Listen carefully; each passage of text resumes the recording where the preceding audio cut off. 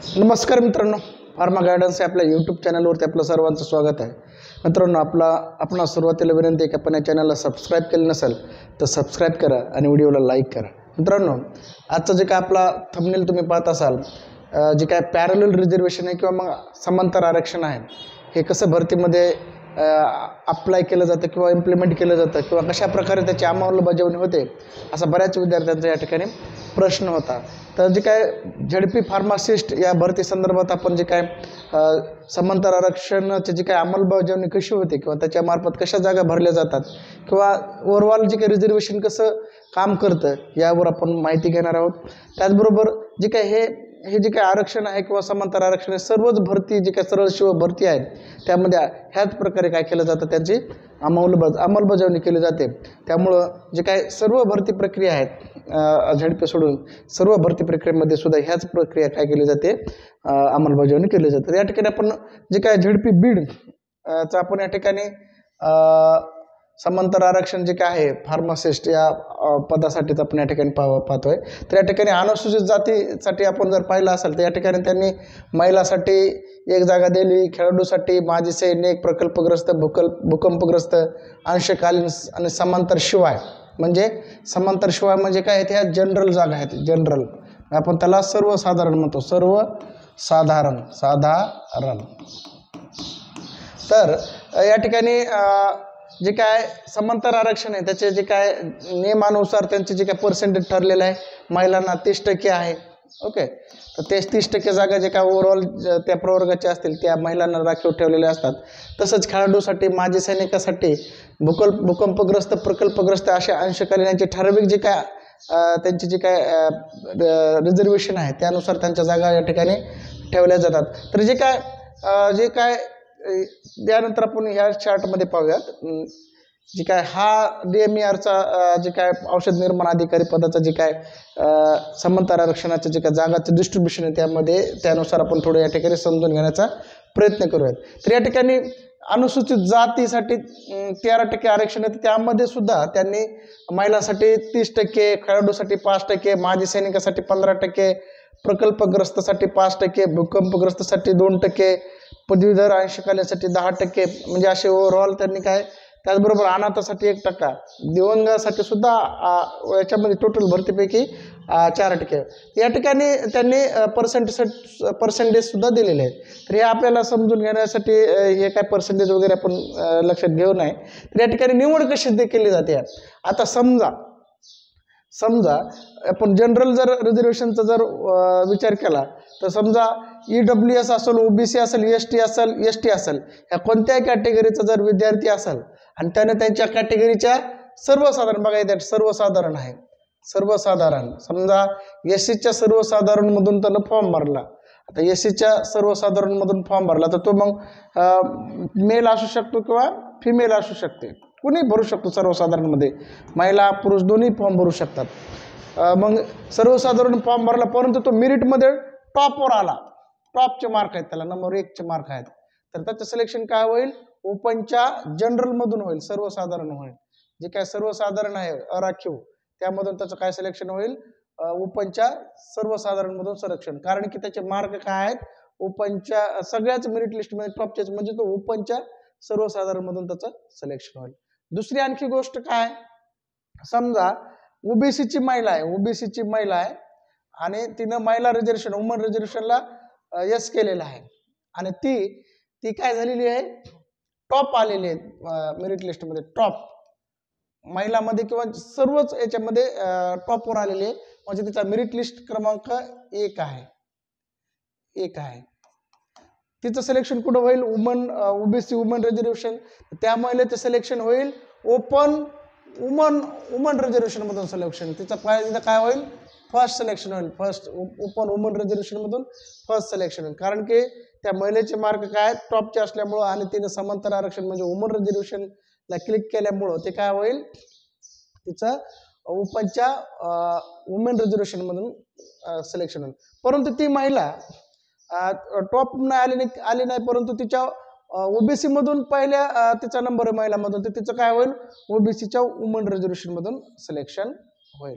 तिच्या OBCच्या सर्वसाधारण मधून सिलेक्शन होणार नाही. त्याचबरोबर हे झालं आपण जनरलच्या बाबतीत आणि महिलांच्या बाबतीत.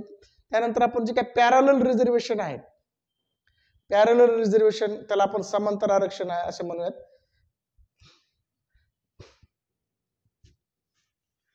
तर या ठिकाणी मित्रांनो समांतर आरक्षण म्हणजे काय, तर समांतर आरक्षण म्हणजे आरक्षणामधील आरक्षण आहे. आता बघा हे जे काय आरक्षण अनुसूचित जाती, अनुसूचित जमाती, विमुक्त जे काय जाती असतील किंवा मग जी काही बज किंवा विशेष मागासवर्ग प्रवर्ग असेल, हे काय आहेत उभं आरक्षण आहे. आणि जे काय समांतर आरक्षण आहे ते आडवं आरक्षण असे म्हणतात. म्हणजे जे काय अनुसूचित जातीच्या आरक्षणाला व्हर्टिकल आरक्षण म्हणतात, ते सामाजिक आरक्षण आहे. आणि त्यामधील जे काय आरक्षण आहे महिला, प्रकल्पग्रस्त, भूकंपग्रस्त, याला काय म्हणायचं समांतर आरक्षण. आणि त्यालाच आपण आरक्षणामधील आरक्षण असे म्हणतोय. समांतर आरक्षण म्हणजे काय, आरक्षणामधील आरक्षण म्हणजे त्या प्रवर्गातील जे काय भूकंपग्रस्त असतील, त्या कॅटेगरीमधील महिला असतील, त्यांना ते काय आरक्षण दिलेलं आहे. तर या ठिकाणी ही आरक्षणाची आपण या ठिकाणी समांतर आरक्षणाची कन्सेप्ट समजली आहे.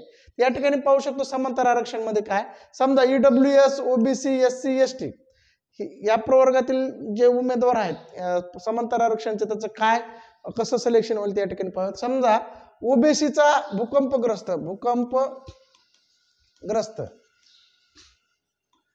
भूकंपग्रस्त विद्यार्थी तो मेरिट मध्ये टॉप आलाय, त्याचा नंबर 1 आहे, परंतु त्याचा रिझर्वेशन काय ओबीसी भूकंपग्रस्त. तर त्याची निवड कशी होईल, त्याची निवड होईल ओपन, कारण की तो टॉप आलेला आहे, म्हणजे मेरिट लिस्ट मध्ये त्याचा नंबर 1 आहे. लिस्ट हुशार आहे तो विद्यार्थी, भूकंपग्रस्त मधून फॉर्म भरला त्यानं, परंतु त्याचा नंबर आहे तो मेरिट लिस्ट मध्ये 1 आलाय. तर मग त्याची निवड कुठं होईल, ओपनच्या भूकंपग्रस्त मध्ये होईल, कारण की त्यांना समांतर आरक्षण या ठिकाणी मधून आरक्षण फॉर्म भरल्यामुळे त्याचं मार्क टॉपचे असल्यामुळं तो ओबीसी मधून भूकंपग्रस्त मधून सिलेक्शन न होता त्याचं काय होईल ओपन भूकंपग्रस्त मध्ये सिलेक्शन होईल. किंवा दुसरी काय कंडिशन असू शकते, त्याची जर मार्क ओबीसीच्या भूकंपग्रस्तामध्ये टॉपचे असतील तर त्याचं कशामध्ये सिलेक्शन होईल, ओबीसी भूकंपग्रस्त मध्ये. बट पहिल्या कंडिशन मध्ये काय होईल, तर टॉप आल्यामुळं त्याचं काय होईल ओपनच्या भूकंपग्रस्त मध्ये काय होईल सिलेक्शन होईल. सेम प्रकारचं अशाच प्रकारचं जे काय आरक्षण जे काय भूकंपग्रस्त असतील, प्रकल्पग्रस्त असतील, यांना सुद्धा या ठिकाणी लागू होईल. त्यानंतर दुसरी एक महत्त्वाची गोष्ट म्हणजे काय, जे काय भूकंपग्रस्त आहेत किंवा मग प्रकल्पग्रस्त आहेत यांची जागा इंटरकन्व्हर्जेबल आहेत. समजा भूकंपग्रस्त नाही मिळाले तर जे काय भूकंपग्रस्ताच्या जागी जे काय प्रकल्पग्रस्त जे लोक आहेत त्यांना या ठिकाणी काय केलं जातं, प्राधान्य दिलं जातं. समजा झडपी भरतीमध्ये ओबीसी साठी भूकंपग्रस्तासाठी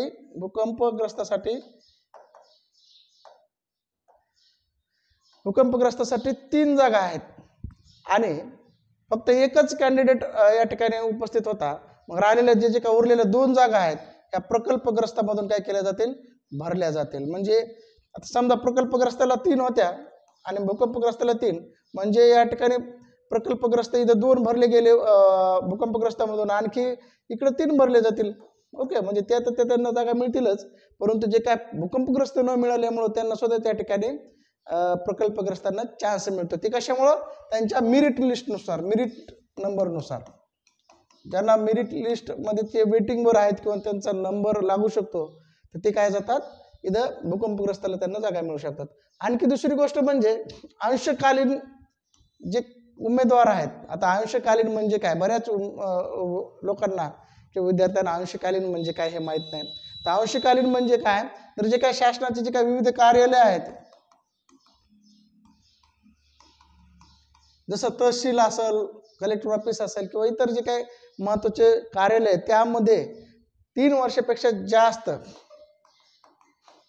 काम केलेल्या पदवीधर किंवा पदविकाधारक उमेदवारांना अंशकालीन उमेदवार असं म्हणतात.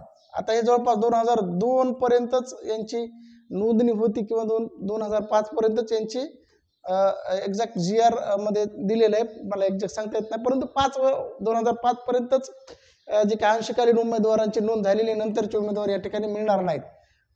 परंतु जे काय फार्मसी असेल किंवा नर्सिंग असेल अशा क्षेत्रामध्ये किंवा भरती प्रक्रियेमध्ये अंशकालीन उमेदवार नसतात. मग ह्या अंशकालीन उमेदवाराच्या जागा त्याच प्रवर्गातील, समजा हे उमेदवार नाही मिळाले अंशकालीन, तर त्याच प्रवर्गातील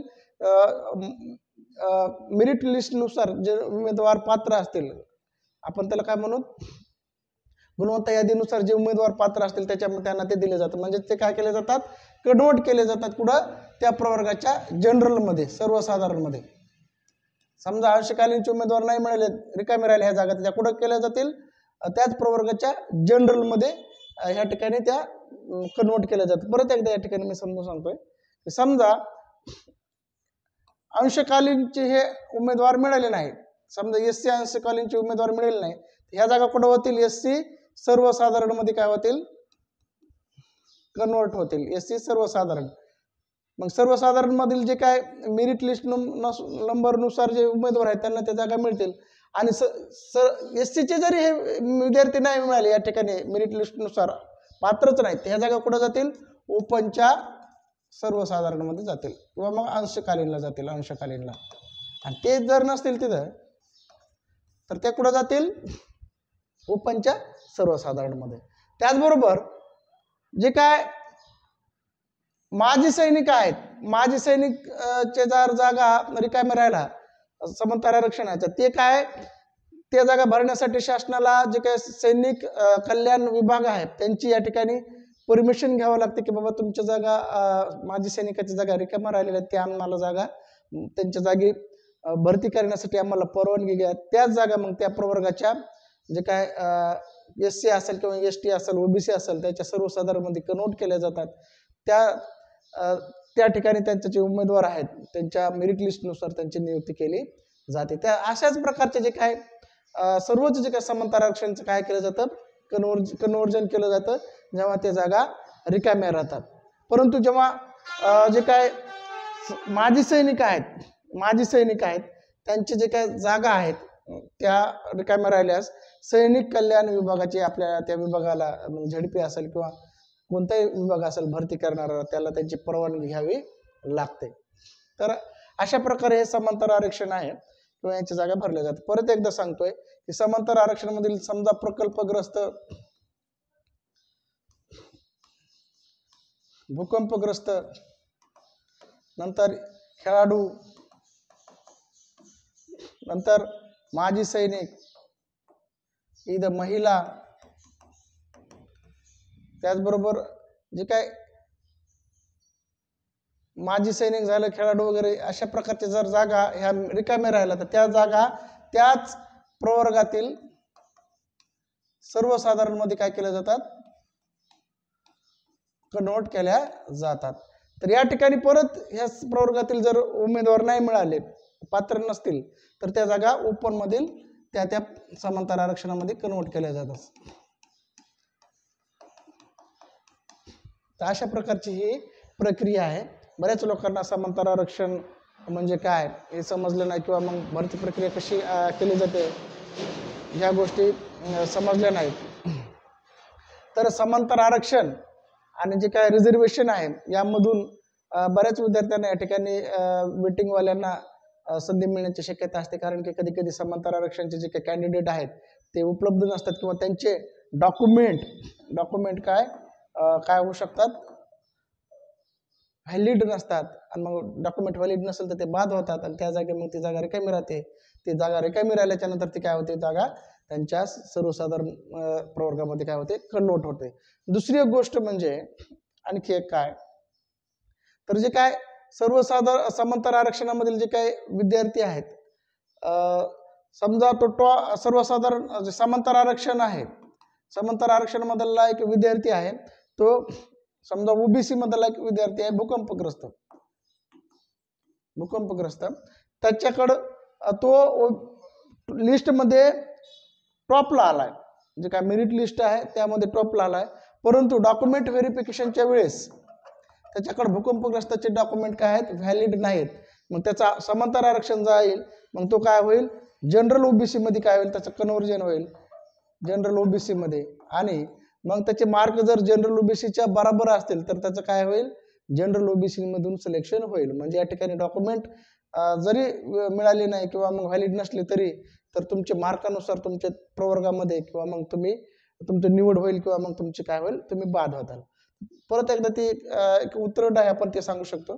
तर समजा जे काय समांतर आरक्षण आहे, समांतर आरक्षण मधलं जे काय विद्यार्थी आहे त्याने जर टॉपचे मार्क मिळवले तर त्याच्या कुठं सिलेक्शन होईल, ओपन मध्ये, ओपन समांतर आरक्षण. ओके. नंतर त्या ठिकाणी त्याचे डॉक्युमेंट नाही मिळाले, त्याचे मार्क जर जास्त असतील तर त्याच्या प्रवर्गामध्ये, मग तो ओबीसी मध्ये असेल तर ओबीसी जनरलमध्ये, एस सी असेल तर एस सी जनरलमध्ये सिलेक्शन होईल. याच्या जवळ जर त्याच्या प्रवर्गामधील जे काय मेरिटचे विद्यार्थी आहेत त्याच्या लेवलचे मार्क नसतील तर तो काय होईल, बाहेर पडेल. ओके.